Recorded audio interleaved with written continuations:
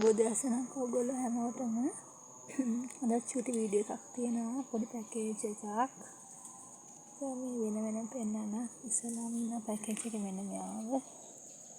මේ වැල්ලයල ප්ලාන්ට් එක.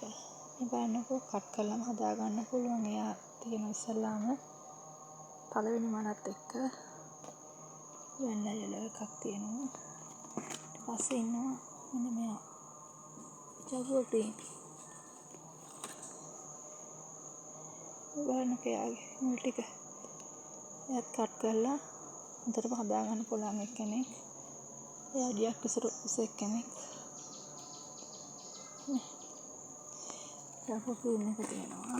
ඊට පස්සේ ඉන්නවා මෙන්න මේ මල් දෙකක් තියෙන රබර් පැටල වෙලා තියෙන රොයල් පින්ක් චැම්පියන් එක තියෙනවා. මේ බලන්නකෝ එයා. මෙයා ගොඩක් උස නැහැ. අඟල් 6ක් විතර වගේ තමයි උස. එයා ඉන්නවා. ඊට පස්සේ තියෙනවා මල් ආසන්න මිලියන් ෆ්ලවර් එකක් තියෙනවා. මිලියන් රෙඩ් එකක් තියෙනවා. මල් ආසන්න ප්ලාන්ට් එකක්. මෙයාත් අඟල් 8ක් විතර තමයි උස තියෙන්නේ. එයා ඉන්නවා. පැකේජ් එකේ එයයි රොයල් පින්ක් මල් දෙකක් එක්ක තියෙන එයයි ජගුව ග්‍රීන් ලස්සන එයයි තියෙනවා. ඊට පස්සේ වෙන්ලයර එකක් තියෙනවා. මේ හතර දෙනාම වෙන්නේ රුපියල් 3800යි. ඒ හතර දෙනා ඕනනම් කැමති නම් ගන්න මට කෝල් එකක් දෙන්න. තව චූටි පණිවිඩයක් තියෙනවා. එදා මම සිකුරාදා දාපු මේ